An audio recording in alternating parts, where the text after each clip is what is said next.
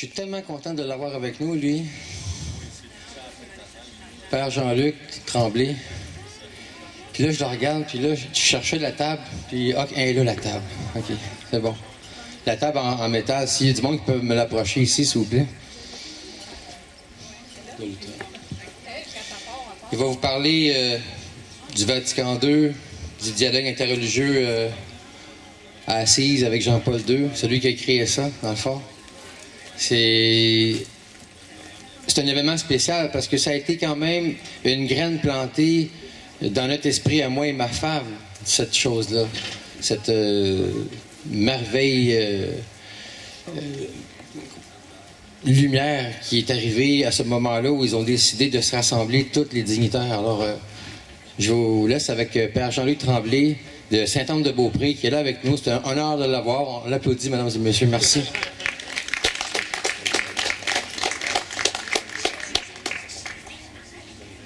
Est-ce qu'on m'entend bien? Alors, bonjour à tous. Ça me fait énormément plaisir d'être avec vous autres cet après-midi pour aborder un thème qui va dans la ligne du dialogue interreligieux et impliquant l'Église catholique et les différents partenaires mondiaux dans les différentes grandes religions mondiales. Okay? Alors, je vais vous raconter un événement qui m'est arrivé en décembre dernier, le 24 décembre au soir, la fête de Noël. Je suis allé dire la messe à Saint-Achillé, un chemin forestier au nord de Château-Richer, et dans une petite chapelle très historique, plus que 100 ans, style camp de Boiron, comprends-tu? À peu près la même mesure que la maison ici, comme telle. Et à la fin, je suis venu pour saluer les gens, les remercier. Et dehors, il y avait un cheval, OK, avec une carriole, des gorlots et toute la patente. Et pendant que je remerciais les gens à l'intérieur du bâtiment, le cheval a reniflé à l'extérieur. Comme ça de même. Alors, tout le monde a éclaté de rire, comprenez-vous, dans la petite chapelle. Et c'est là que j'ai dit, je remercie le cheval pour sa participation. Excusez. J'ai un côté émotif. Alors, je vais commencer par se référer à un texte du Nouveau Testament. Un instant, je vais le trouver. OK. Qui a été rédigé par un dénommé Paul de Tarse, qu'on a appelé Saint Paul. Voyez-vous, s'est converti de l'Évangile, qui a fait connaître l'Évangile autour du monde gréco-romain de son temps. Alors, il a rédigé ce qui est considéré aujourd'hui comme un des plus beaux textes littéraires qui a été rédigé sur l'amour. Et vous allez certainement le reconnaître. Je vais simplement lire quelques phrases de ce texte-là. Donc, de la première lettre de Paul aux Corinthiens, chapitre 13, hymne à l'amour ou à la charité. J'aurais beau parler toutes les langues de la terre et du ciel, si je n'ai pas la charité, s'il me manque l'amour, je ne suis qu'un cuivre qui résonne, une cymbale retentissante. J'aurais beau être prophète, avoir toute la science des mystères et toute la connaissance de Dieu et toute la foi jusqu'à transporter les montagnes, s'il me manque l'amour, je ne suis rien. Et ainsi de suite. Bon. L'amour prend patience, l'amour rend service, l'amour ne jalouse pas, ne se vante pas, ne se gonfle pas d'orgueil, mais l'amour fait du bien, se réjouit de tout ce qu'il y a de beau et de grand. L'amour ne passera jamais. Et Paul continue comme ça, et c'est vraiment cet hymne à la charité qui est un chef-d'œuvre littéraire du monde entier, de toute l'humanité finalement.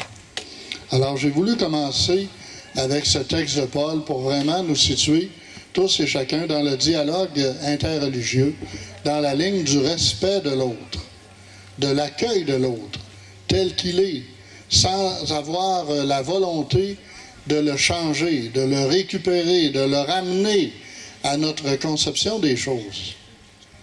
Mais essayer de trouver une manière de dialoguer. Alors, dans l'histoire, il y a eu, dans l'Église, dans le judéo-christianisme plus largement, il y a une longue histoire de dialogue. À l'intérieur du judaïsme, il y avait des courants de pensée différents, des conflits aussi. Ensuite est arrivé Jésus de Nazareth, qui a surgi à l'intérieur du judaïsme, et c'est devenu le judéo-christianisme. Alors là, le mouvement s'est détaché du judaïsme et a formé un mouvement autonome qu'on appelle le christianisme, mais qui a des racines qui vont jusque dans le monde juif très ancien. Alors voyez-vous que c'est très loin dans l'histoire que remonte le dialogue interreligieux. Est arrivé l'islam plus tard, vers le 7e siècle, et là, le dialogue entre les chrétiens et l'islam n'a pas toujours été facile. Il y a eu beaucoup d'affrontements, malheureusement, des incompréhensions, des manques de dialogue. Il y a eu des manques de dialogue aussi à l'intérieur même de l'Église catholique. Des conflits, des séparations, des divisions. Alors, on ne peut pas être là et donner des leçons à d'autres. Voyez-vous comment dialoguer, alors que nous-mêmes, dans notre histoire, il y a de nombreux échecs de dialogue.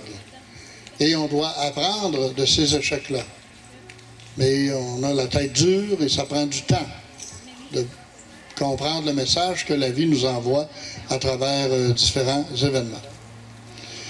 Alors, Bacham m'a demandé de couvrir un peu cet événement-là de Assise 1986, la première rencontre, et 2011, le 25e anniversaire de cette première rencontre. On a choisi à ce moment-là, à l'intérieur de l'Église catholique, de rassembler les gens, non pas à Rome, non pas au Vatican, mais on a choisi la ville de Assise, en lien, évidemment, avec le personnage de François d'Assise, qui, à mon humble avis, je ne suis pas historien, mais qui demeure une des figures les plus imposantes de toute l'histoire de la chrétienté. Jean-Paul II, en 1979, l'a nommé « Père de l'écologie de tous les temps ». Il a rédigé ce cantique des créatures, qui est un chef-d'œuvre poétique qui dépasse toutes les cultures. Hein? Mon frère, le soleil, ma sœur, la lune, la terre qui est comme ma mère. Le chant des créatures, il chantait avec un oiseau dans les mains. Il y a même amadoué le loup de Gubbio, un loup qui menaçait une ville, une petite ville. Donc, il est allé trouver le loup, puis il a amadoué le loup. Et là, les gens ont été très contents de lui. Il y a eu une rencontre aussi interreligieuse qui a marqué l'histoire avec un sultan. Je parle pas de Bruce et les sultans, là. Mais un sultan, un instant, j'essaie de retrouver, là. OK, je m'en viens. Parce que j'ai bien des affaires, comprends-tu, que... Bon, un instant.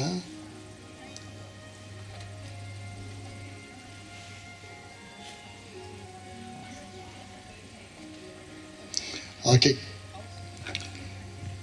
Alors, il a eu une rencontre avec un sultan, Malek El Kamel Hem Yaoubi.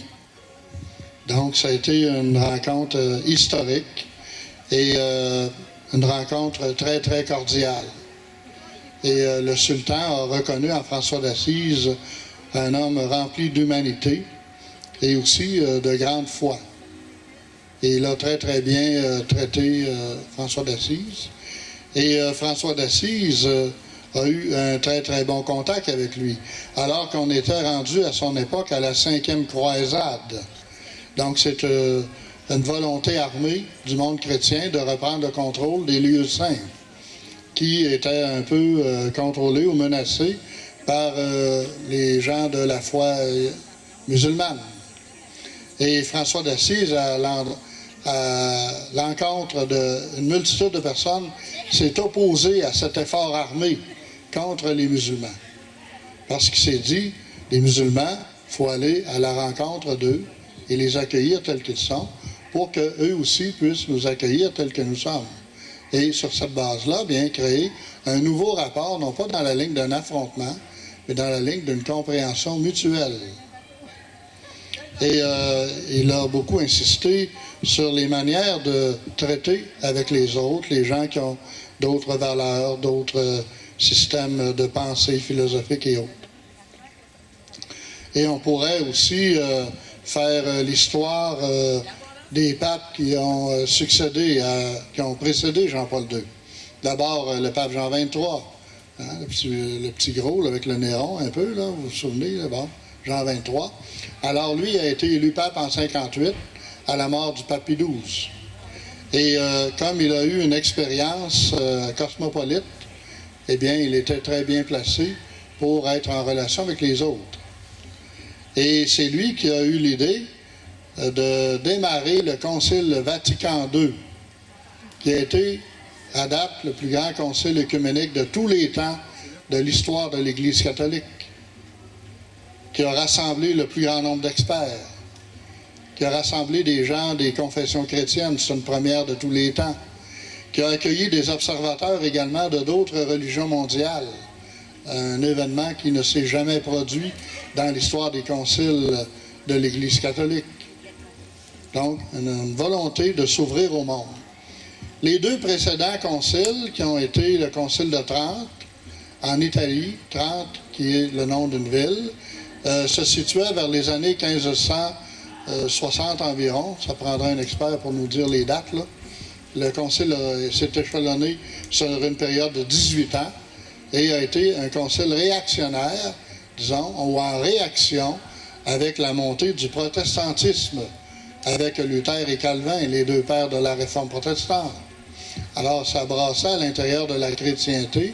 Et là, comment est-ce que l'Église catholique va réagir maintenant devant les propositions avancées par Martin Luther et ensuite Jean Calvin, déjà dans la deuxième génération du protestantisme.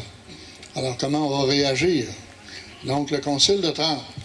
Il y a eu ensuite, en 1870, le Concile Vatican I. Vatican I qui n'a pas complété tous ses travaux parce qu'il y avait la guerre en Italie sur la question des États pontificaux, la possession des terrains du Vatican, des choses comme ça. Et le Concile n'a pas pu compléter tout ce qu'il aurait voulu accomplir. Donc c'est un concile à moitié réussi, à moitié terminé. Alors, au début du 20e siècle, on sait qu'il y a eu deux guerres terribles en Europe, les deux plus grands conflits armés de tous les temps.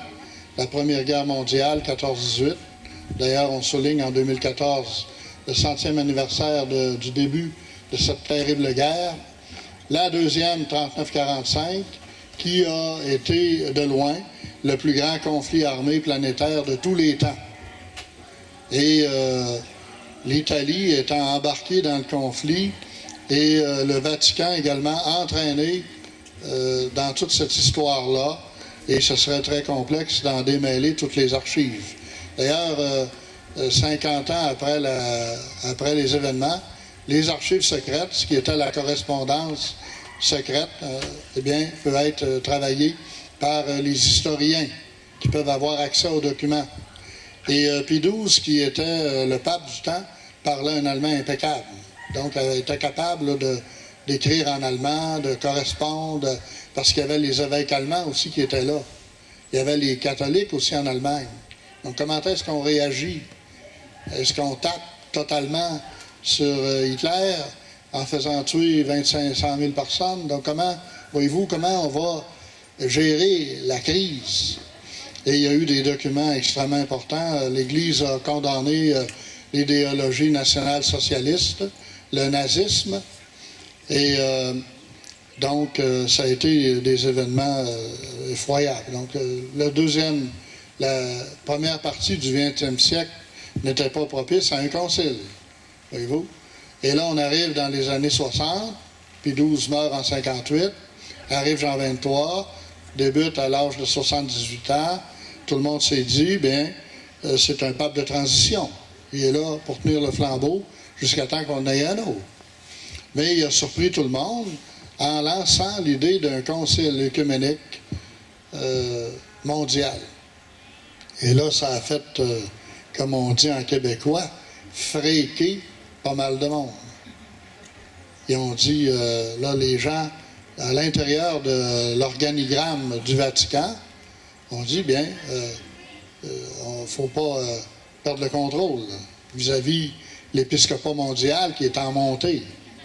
Voyez-vous, il y a comme eu comme une espèce de tension intérieure entre les gens de l'organigramme et les évêques qui, avec le pape, sont les leaders du concile. Et les évêques ont dû rattraper la situation pour pas que le concile soit récupéré par les gens de l'organigramme et qu'ils en fassent ce qu'ils veulent.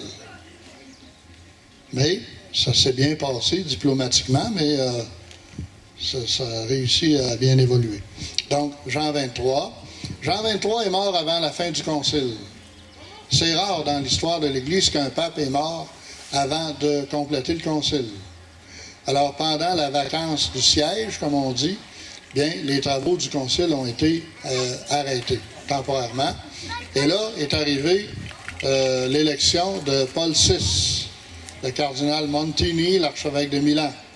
Lui aussi qui a une formation académique planétaire, un très, très grand penseur, et lui a terminé les travaux du concile. Donc, à l'intérieur du concile Vatican II, il y a 16 documents principaux. On les appelle les documents conciliaires.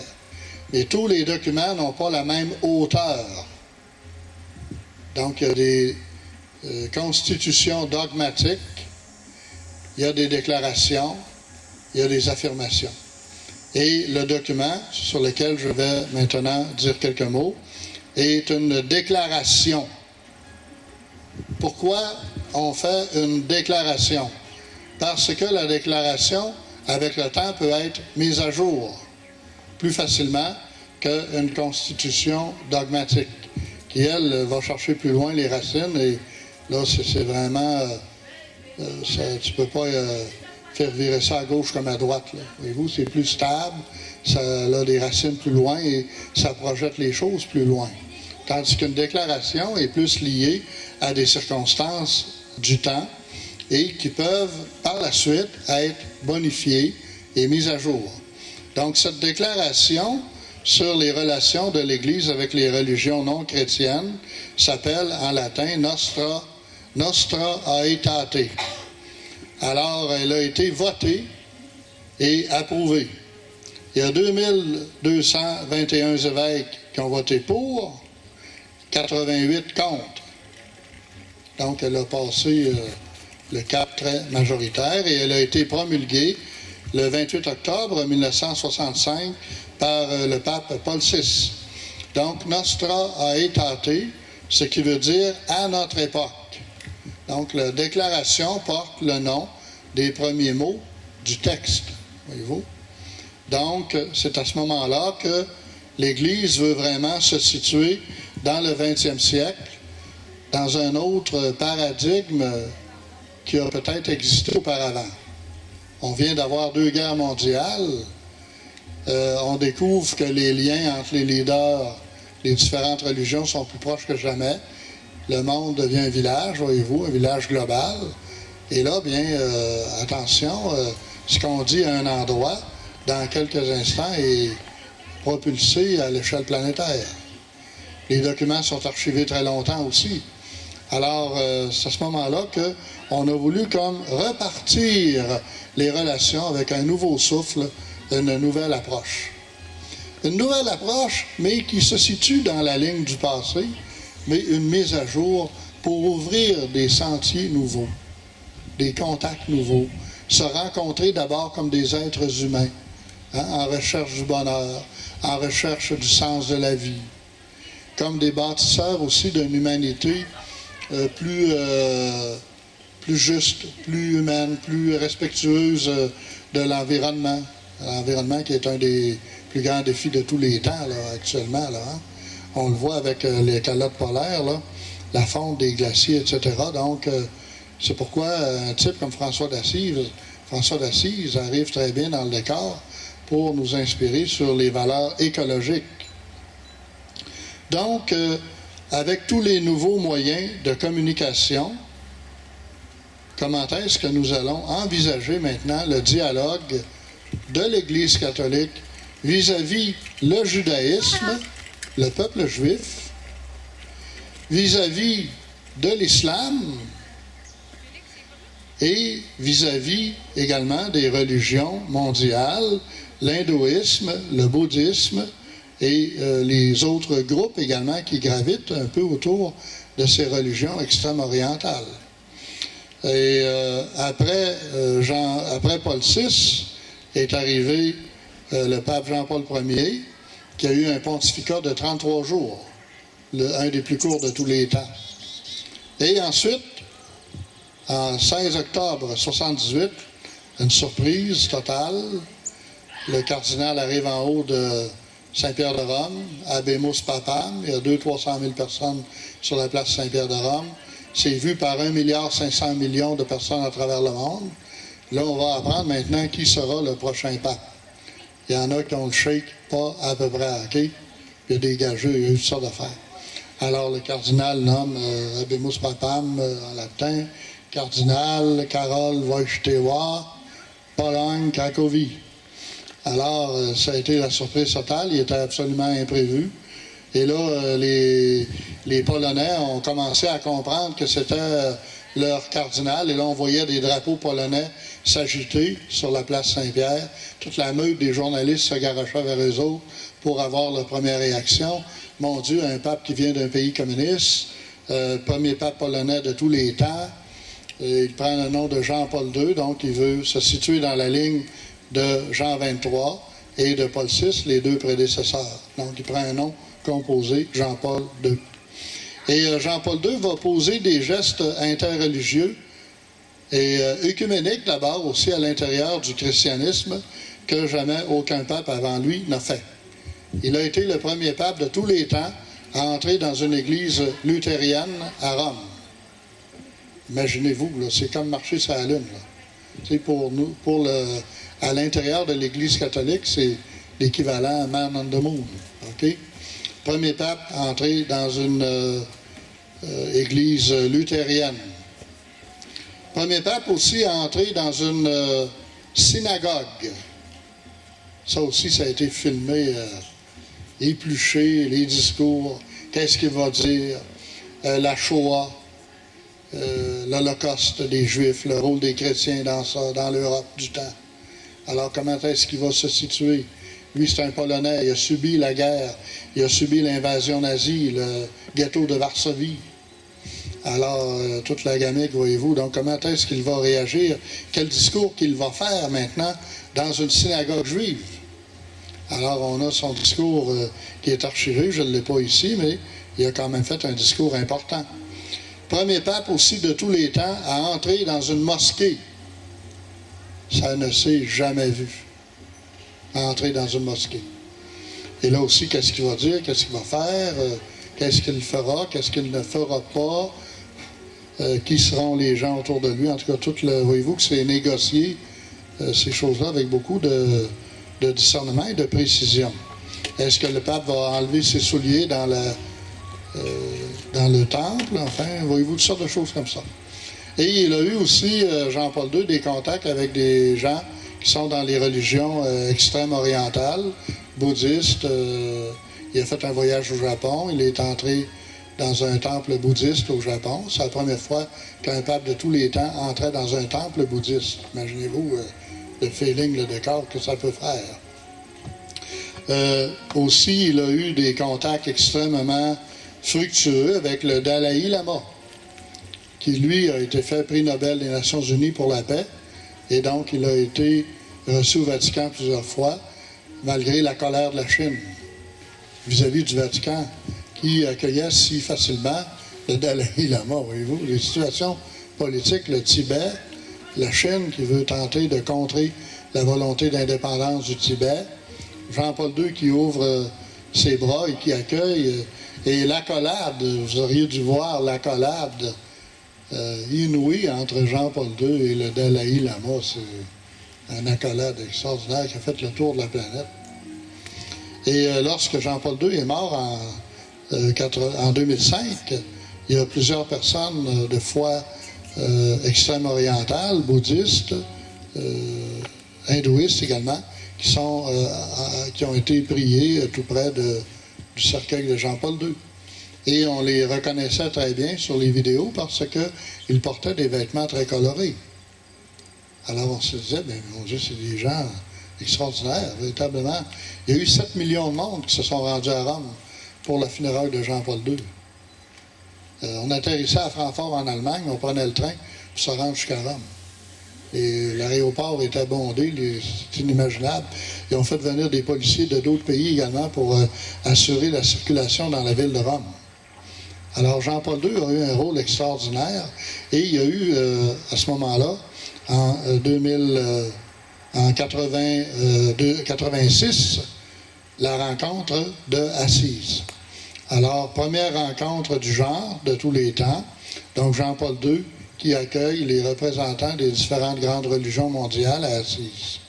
Alors, on s'est demandé beaucoup comment est-ce que va se situer la pédagogie de la rencontre. Qui fait quoi comment, c'est quoi qu'on fait, qu'on ne ferait pas, jusqu'où on va dans telle direction. Il ne faut pas froisser les autres, comme si on avait l'air de vouloir les récupérer par la bande. Il ne faut pas qu'ils se sentent récupérés. On ne veut pas faire non plus un mélange inextricable, parce que chaque religion veut garder, évidemment, c'est bien son droit, veut garder ce qui lui est spécifique, sans se faire avaler par l'autre. Donc, Assise, voyez-vous, a demandé des réflexions multidisciplinaires quand même assez approfondies pour ne pas, voulant bien faire, se mettre les pieds dans les plats et avoir l'air finalement au niveau de l'histoire comme des gens qui n'ont pas su bien préparer la rencontre, qui ont fait des faux pas. Ce qui peut arriver même quand on essaie de faire pour le mieux. Alors, donc, on s'est demandé, entre autres, il y aura des moments de prière, oui. Comment on va articuler les moments de prière? Est-ce que l'on va tous prier ensemble? Comment du comment, là, tu sais? Parce que ça a été filmé par toutes les chaînes de télévision dans le monde. Les experts regardent également ça, étudient l'événement par après. Donc, il faut vraiment faire attention dans les manières de faire et d'être. Je peux dégager quelque chose dans ma manière d'être. On envoie un message déjà par sa manière d'être. Hein? Et on peut être des fois mal compris, le non-verbal et tout ça. Donc, la première volonté, disons, de Jean-Paul II dans le rassemblement est de vouloir créer des conditions favorables, se rencontrer comme être humain, avant d'accoler une étiquette sur le front d'un autre, le rencontrer d'abord comme un être humain. Et nous autres se situer par rapport à lui comme être humain, tout simplement. Donc, on est des êtres humains qui se rencontrons pour prendre conscience de différentes choses, des enjeux sur la paix mondiale, parce que parfois, et c'est extrêmement dommageable, les religions ont été imbriquées dans des conflits extrêmement sanglants dans l'histoire.